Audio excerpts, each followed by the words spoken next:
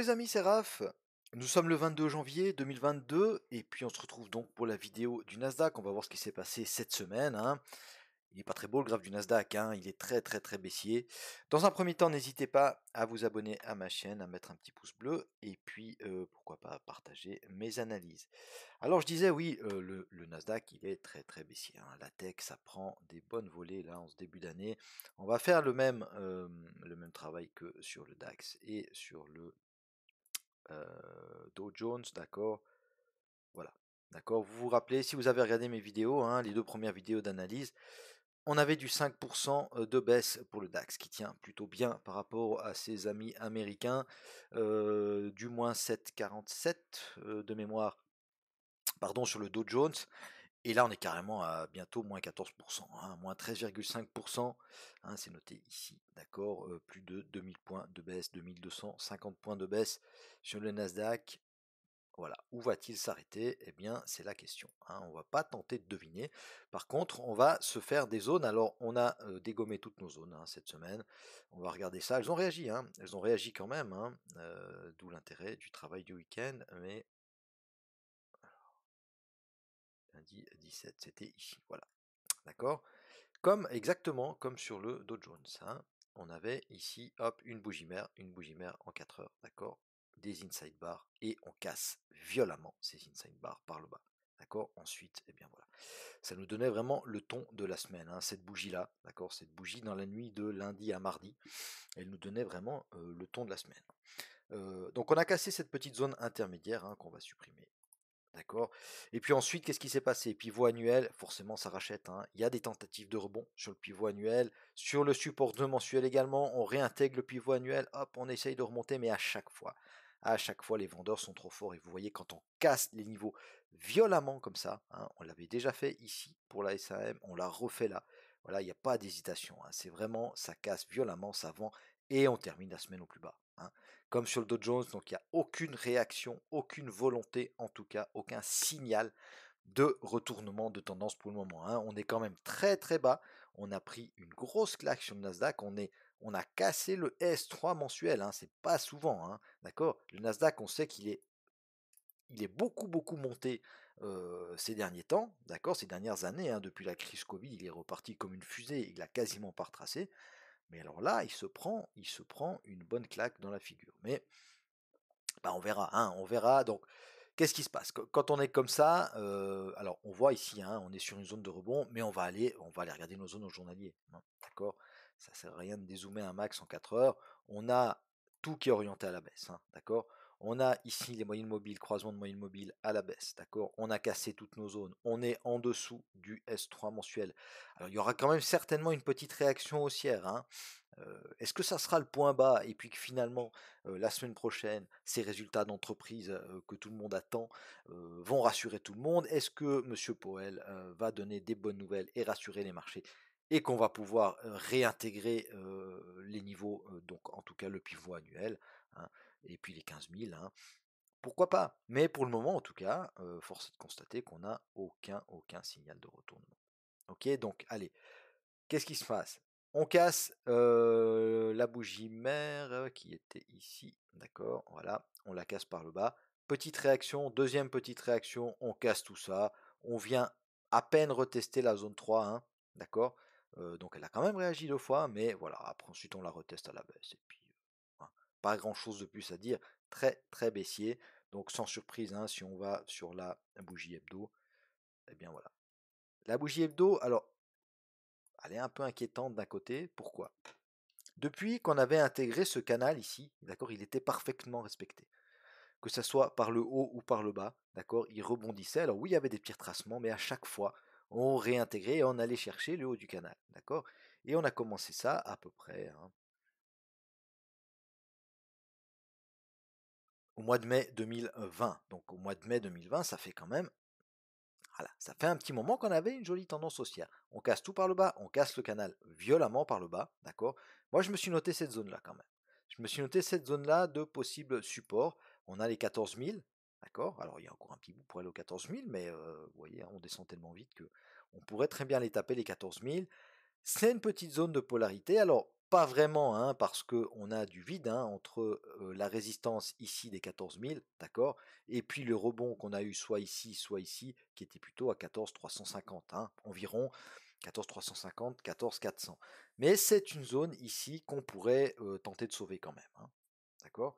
Ou alors après, sinon, il faudra aller chercher des zones plus bas. Mais pour le moment, je pense qu'on va se contenter d'observer la réaction du price action sur cette zone-là. Attention, même si on a un rebond, même si tout d'un coup la semaine prochaine on refait quasiment toute la baisse qu'on a fait cette semaine, hein, parce qu'on a des bonnes nouvelles, attention en remontant au pivot annuel et puis à ce pas de canal, hein, qu'on pourrait venir retester pour finalement aller chercher des niveaux beaucoup plus bas. Ok, donc on va passer en journalier, ça va être un petit peu plus clair. Ok, donc moi en journalier, la zone que je vous ai montrée qui m'intéresse, ok, moi je la tracerai comme ça pour être le plus précis possible. Donc S3 mensuel, d'accord, c'est la zone, on est pile dessus.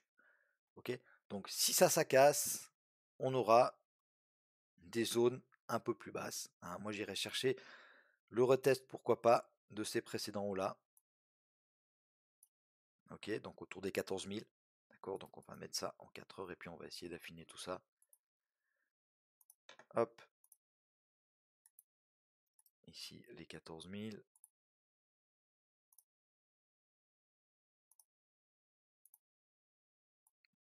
Si on casse les 14 000, on aura les 13,5, hein, les 13 500 avec le support 1 annuel, ok. Et puis le départ ici de ce petit mouvement qui nous a permis justement de casser les 14 000. Ok, donc si on fait encore une zone, et après on va s'arrêter là sur ces zones, et puis on va aller voir en 4 heures. Alors support, ça c'est juste, mais je voulais juste mettre sur les UT inférieures, voilà. Ok. Et puis après à la hausse, à la hausse ça va être plus facile, on va regarder ça en 4 heures. Voilà, alors moi j'aime bien dézoomer comme ça, hein, quand on casse des gros niveaux, quand on a des mouvements violents, d'accord, c'est important quand même de dézoomer et de voir à peu près où on se situe, d'accord. Alors évidemment que on peut rebondir ici entre deux, hein, mais on va voir en 4 heures ce qu'on a. Allez, on se met sur le 4 heures. Alors, ok. Moi je vais en faire ici euh, la zone 3, je vais la mettre sur les 14 000. Ok, parce que je pense qu'on peut venir la chercher, on n'en est plus très loin, hein, on est à 400 points. Si on réagit directement ici sur la S3 mensuelle, ok, et puis qu'on fait une tentative de réintégration, d'accord. Alors moi, ici, je mets une zone intermédiaire et je l'affine au maximum, donc entre le support 2 mensuel, d'accord, et le pivot annuel, qu'est-ce qu'on a? Gros chiffre rond, les 15 000. D'accord. Donc si ça veut revendre les 15 000, on va avoir ici des signaux. Donc j'en fais une zone intermédiaire. Ok. Donc zone 3, la zone des 14 000. Zone 2, je la mets ici. D'accord. Parce que S3 mensuel, c'est bas, hein. C'est très très bas. Il y a souvent des rebonds sur les S3, que ce soit journalier, hebdo, mensuel. Évidemment, plus on monte dans les UT, plus c'est solide comme zone. Donc on a fait un petit excès, on pourrait quand même réintégrer et avoir une tentative de réintégration justement des 15 000 ici. Donc j'y mets ma zone 2 ici, ok, et puis la zone intermédiaire là, et puis la zone 1.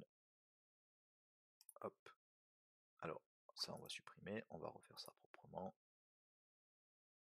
Tac. Alors, quel est le mouvement qui a permis de casser ces plus bas? Ok. Alors il y en a plusieurs, ça vous les noterez dans les plus petites UT, hein. Il y a ce mouvement-là qui nous a permis de casser le support 2 mensuel. Il y a celui-ci également, d'accord. On est venu rejouer ce mouvement-là, on est parti à la baisse. Ok. Il y a ce mouvement-là qui nous a permis de casser ces plus bas. Mais moi, il y a une zone, d'accord. Toute cette zone-là, regardez, on était venu s'appuyer ici plusieurs fois. Ok. Et puis ensuite, ici, on l'a cassé, ça a résisté de nouveau. Ici, ça a fait office de support encore une fois.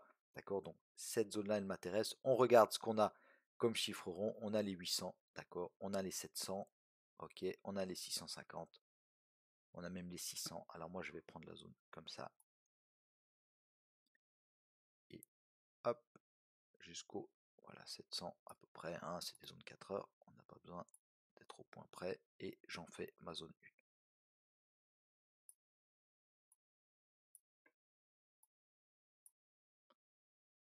ok? Donc si on recasse tout ça à la hausse, attention à cette zone-là, hein. Ok? C'est cette zone-là dont je vous parlais avant, la zone qui nous a permis de finalement, hop, casser ces plus bas ici, donc casser cette zone-là et les plus bas ici. D'accord? Donc attention ici, ça peut vendre fortement, et comme par hasard, ce sont les 16 000, hein. Ok? Si on fait un Fibo du mouvement baissier, ok, on a les 61,8 juste ici et les 50% qui appuient notre zone 1. D'accord? Notre zone 1, elle sera très certainement appuyée également par la moyenne mobile. D'accord? La moyenne mobile 200 en 4 heures qui va venir s'appuyer ici. D'accord? Donc si on remonte, attention à cette zone-là.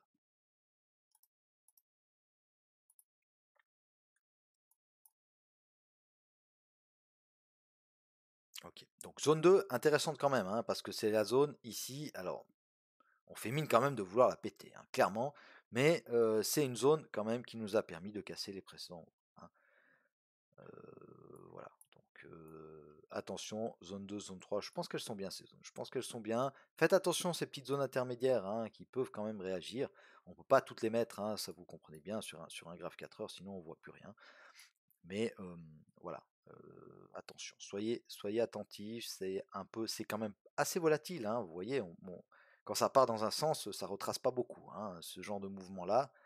Faut pas espérer qu'on se fasse, qu'on arrive à sortir ABE si on est mal placé dans ce genre de mouvement et puis qu'on est haussier, hein, d'accord? Donc vraiment prudence, prudence sur ces marchés. Et puis soyez attentifs, mercredi, très important, hein, ce qui va se passer aux États-Unis. Voilà mes amis, je vous remercie de m'avoir regardé jusqu'au bout, j'espère avoir été clair, je vais vous faire les PDF et puis on va mettre tout ça en ligne.